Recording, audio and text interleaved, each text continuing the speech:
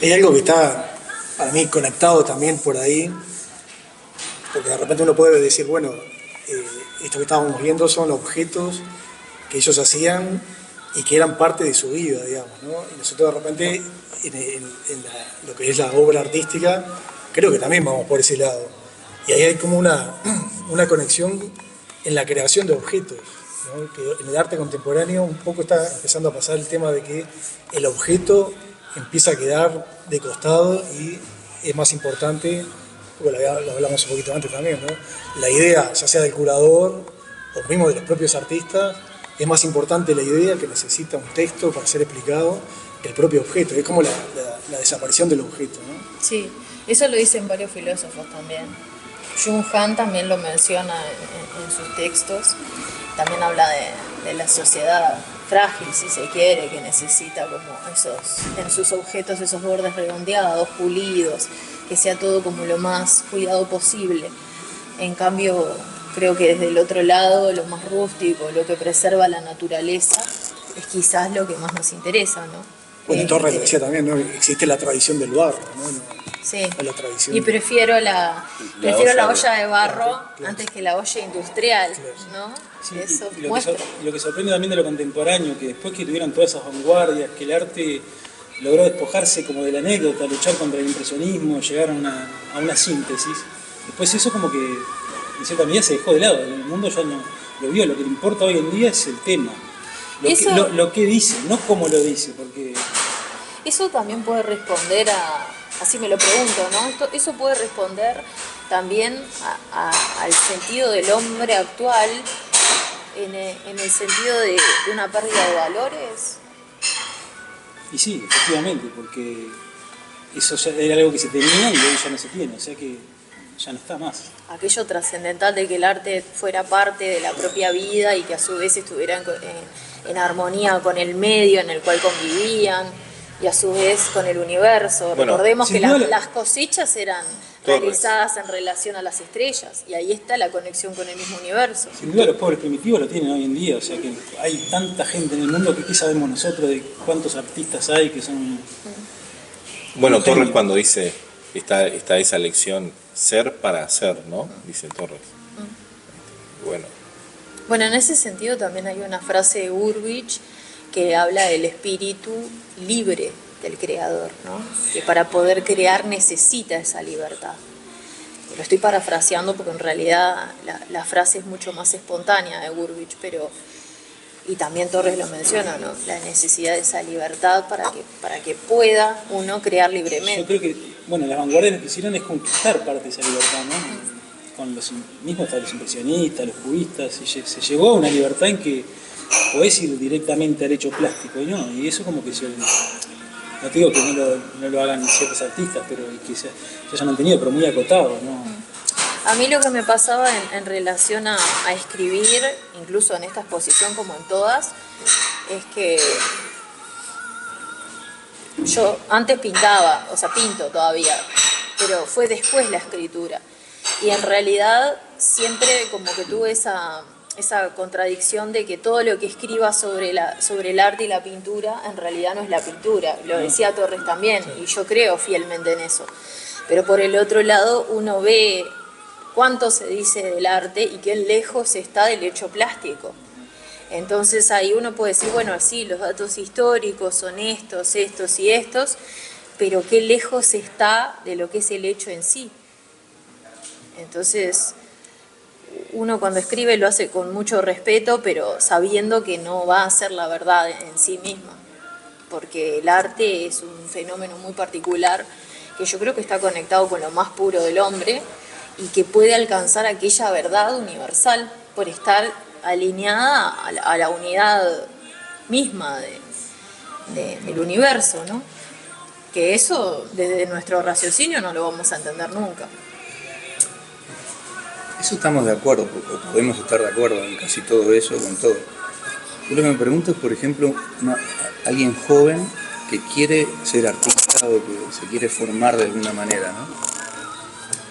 No tiene más remedio que ir a los lugares donde se enseña arte.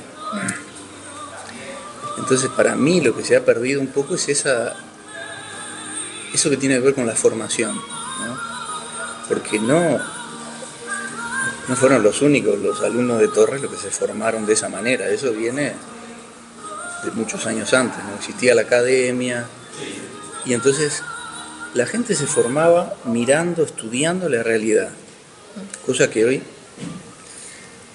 no digo que sea imposible, pero no es lo que más se practica, ¿no? Entonces, bueno, ya lo dije, que la gente lo tiene como algo que es aburrido, mirar objetos, dibujarlos, estudiarlos y estar un día, 2 días, un mes, un año, el tiempo que sea necesario. Porque uno mira algo, pero no lo ve. Todos miran un objeto, una fruta, un trapo, ¿no? Pero para entender realmente esas formas, esas líneas que se unen, que forman ángulos y qué sé yo, todo de cierta manera, hay que hacerlo una y otra vez y otra vez y otra vez, ¿no? Y ahí entran en factores varias cosas, ¿no? La inmediatez de la sociedad actual, y por el otro lado, yo creo que también hay un tema de trabajo sobre sí mismo, el que quiere estudiar el arte, de saber que si le van a corregir es en pro de esa propia formación, y que por muchas reglas que haya, en realidad ni siquiera se sabe si va a lograr ser artista y lograr una obra de arte. Ese es el tema, que no garantiza nada hacerlo de cierta manera. Puede ser que uno se encamine, porque uno no es artista porque dice yo soy artista.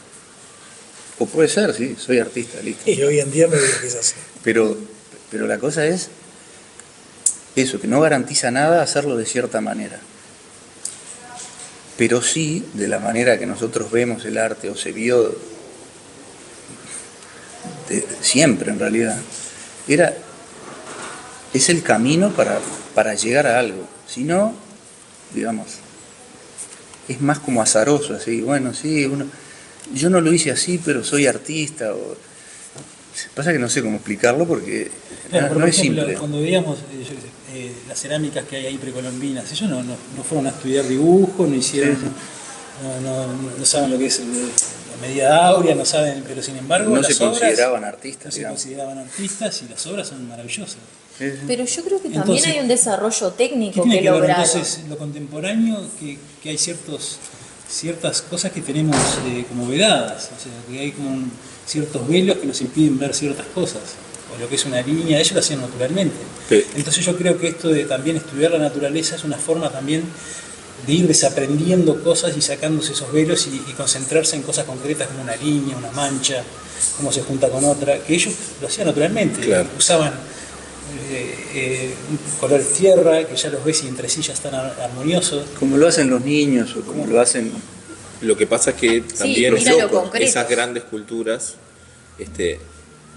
vivían inmersas en una cosmogonía, tenían creencias que vivían en la naturaleza. Pero ahí se le daba rienda suelta el Entonces, espíritu a crear. sus textiles tenían que ver con sus creencias, aún en algunas culturas centroamericanas, por ejemplo, en los huipiles, por ejemplo, las mujeres tienen los datos sobre el lugar de donde son, si son solteras, es decir, los patrones geométricos tenían un orden con sus creencias, con su universo. Un simbolismo. Exacto, con sus formas de ver la realidad toda, ¿no? Y eso Entonces, capaz que es también un poco distinto a lo nuestro, en el sentido de que lo simbólico capaz que no quiere decir algo concretamente, sino que se refiere más bien al hecho plástico. Creo que esa es la diferencia que tenemos nosotros con eso. sí, estoy de acuerdo.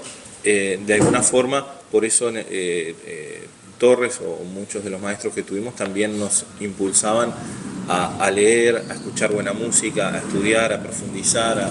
¿Por qué? Porque, por ejemplo, lo que decía el Puy es de lo que vos te alimentás, de lo que vos te rodeás, del universo que te generás, es de donde sale tu obra. Entonces, por ejemplo, si escuchás buena música, lees buena literatura, y bueno, por eso también rodearse de objetos plásticos y construidos, porque tenían que ver con ese universo, con ese orden. Claro, y en el caso del taller, por ejemplo, también de Torres y de nosotros, que el símbolo no es algo que uno se proponga poner, voy a poner tal símbolo, voy a poner tal cosa, porque significa esto, significa lo otro. Cuando ves el sol en Torres, obviamente para él no se propuso poner el sol, él hizo una estructura, ordenó y después apareció el sol. Exacto. O sea, primero el tono, la forma, la mancha, y después, si eso, o sea, tiene que aflorar, digamos, las cosas con las que vos te rodeás, como decía Marcelo, ese mundo que uno se rodea va a salir naturalmente, sin que uno se lo proponga. Justamente